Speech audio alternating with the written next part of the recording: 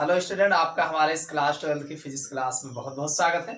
चलिए आज की क्लास शुरुआत करते हैं। हमारा जो चैप्टर चल गतिमान आवेश तथा चुंबकत्व, ये आपका फिजिक्स का जो है चौथा चैप्टर है। चलिए इसमें एक ऐसे इंपॉर्टेंट टॉपिक लेके आए हैं जो आपके बोर्ड एग्जाम में बहुत ही पूछा गया है। आज का हमारा जो मोस्ट इंपॉर्टेंट टॉपिक है एम्पियर का परपथीय नियम। एम्पियर का परपथीय नियम क्या है, ये ऐसे भी करके पूछते हैं और साथ में इसके साथ और भी डेरिवेशन की उत्पत्ति के लिए भी कहा जाता है। तो चलिए इसको हम कंप्लीट जान लेते हैं। ये आपके बोर्ड एग्जाम में 2019, 20, 22, 23 इस तरीके से लगातार जो है ये पूछा गया है, तो उम्मीद है काफी ज्यादा इंपॉर्टेंट है। चलिए देखते हैं एम्पियर का परपथीय नियम क्या है। अगर हम बात करें एम्पियर के परपथीय नियम का, भाई नाम क्या है एम्पियर। भाई एम्पियर है तो धारा से रिलेटेड होगा ही। जैसे कोई चीज आप ऐसे नहीं याद कर सकते, याद करने के लिए कुछ चीज आप उससे अटैच करके रखोगे तभी आप डिफिनीशन याद कर पाओगे, क्योंकि इतनी सारी डिफिनीशंस है, सब में अगर कुछ ना कुछ आप अलग से नहीं जोड़ के रखोगे तो याद करने में दिक्कत होती है। जैसे यहाँ पे बात आ रही है एम्पियर का परपथीय नियम। अब एक बात आपके दिमाग में आया एम्पियर, तो एम्पियर भाई धारा आई से रिलेटेड होगा।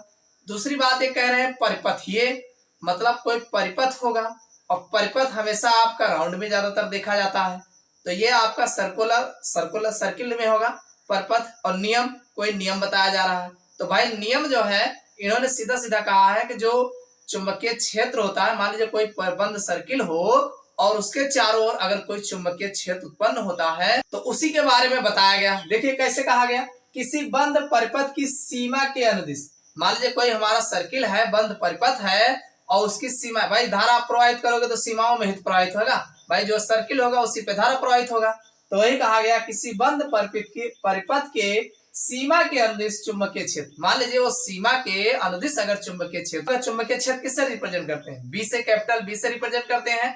तो बंद सर्किल का जो चुंबकीय क्षेत्र होगा बी का रेखीय समाकलन, इसका जो रेखीय समाकलन होगा वो पृष्ठ द्वारा घिरे कुल धारा आई का μ0 गुना होता है।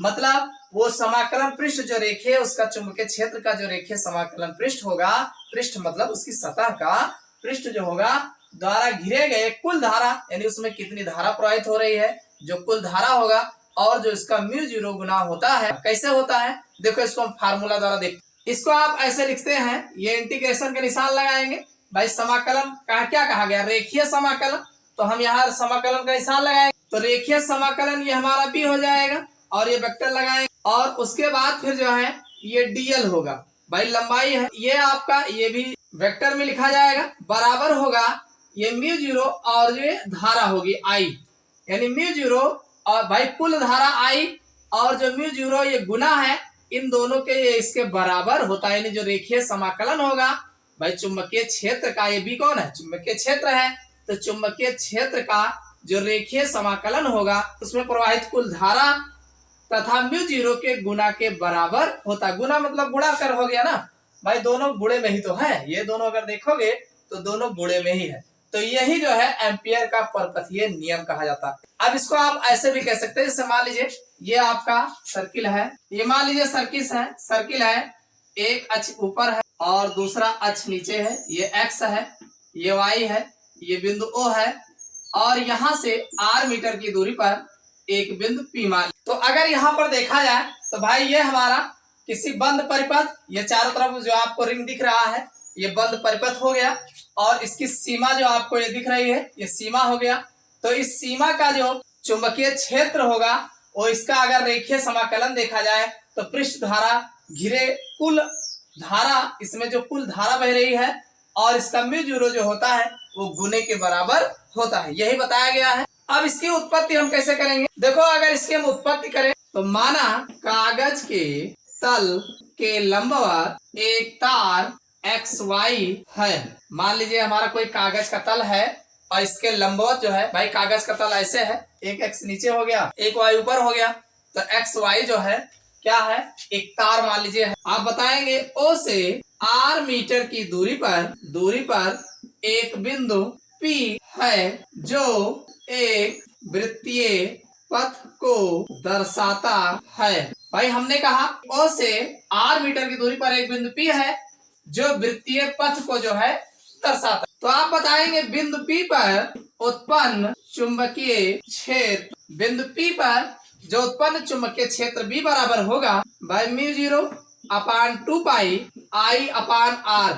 ये फार्मूला आपको हमने पिछले लेक्चर्स में जो है बताए थे कि परिपथ के द्वारा जो चुंबकीय क्षेत्र उत्पन्न होता है B बराबर म्यू 0 अपान 2 पाई I मिलता है। आप बताएंगे चुंबकीय क्षेत्र B का रेखीय समाकलन। अब इसका अगर हम रेखीय समाकलन करेंगे तो ये हो जाएगा इंटीग्रेशन B dl बराबर, तो भाई इसका जो होगा integration B dl cos theta.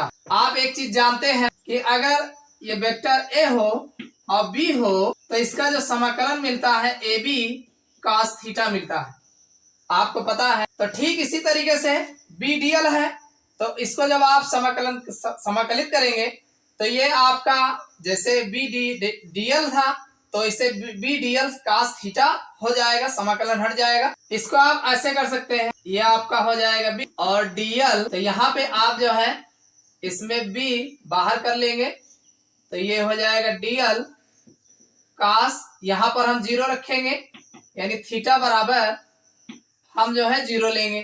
तो जब 0 लेंगे तो ये हमारा आ जाएगा B dl बराबर B dl, यहाँ पे dl cos 0 का मान जो है 1 हो जाएगा, थीटा बराबर 0 होगा तो इसकी वैल्यू जो है 1 हो जाएगी, तो इतना आ जाएगा। और आप जानते हैं ये dl जो है ये भाई वृत्त का ये परिधि है तो 2 पाई r हो जाएगा। तो यहाँ पर जो dl लिखा है अगर 2 पाई r रखते हैं तो ये हमारा बन जाएगा भाई B dl बराबर, देखो यहाँ पर B की वैल्यू जो है इतना है, इसको रखेंगे तो ये हमारा mu 0 upon 2 pi I upon R है, और गुणे में अगर हम dl की वैल्यू इतना रखते हैं 2 पाई r तो ये हमारा 2 पाई r हो जाएगा।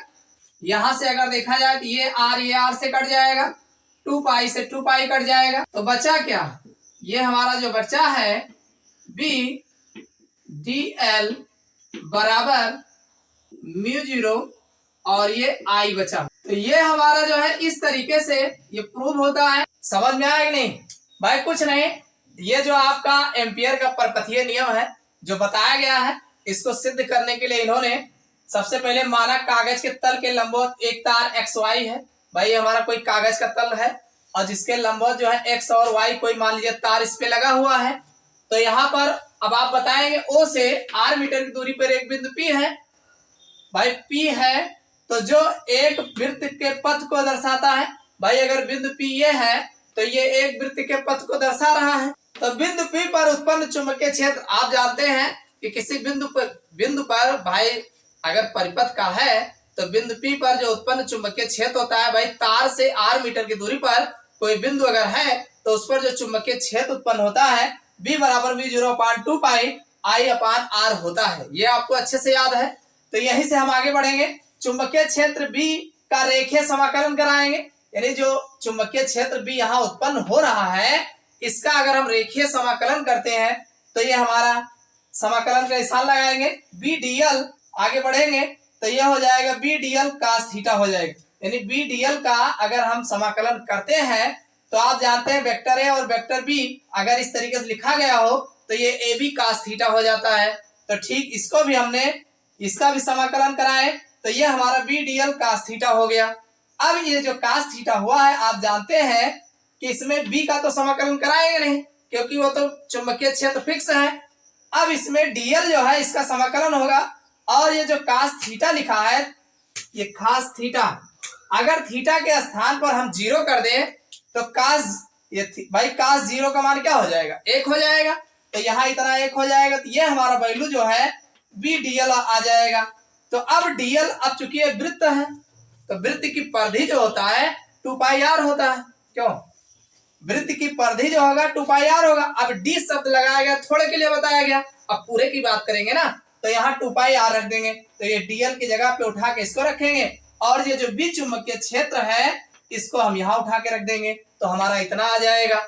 और जब आएगा जो कटने वाला को काट देंगे तो हमारा ये जो है B dl म्यू 0 I जो है हमें प्राप्त हो जाएगा, जो यहाँ पर हमने जो है लिखा है। तो इस तरीके से एम्पियर का परपथीय नियम जो है प्रूफ होता है। उम्मीद करता हूँ समझ में आ गया होगा। ये वीडियो आपको कैसा लगा कमेंट करके जरूर बताइएगा। चैनल पर नए हो सब्सक्राइब कर लेना। फिर मिलते हैं अगले क्लास नए टॉपिक के साथ।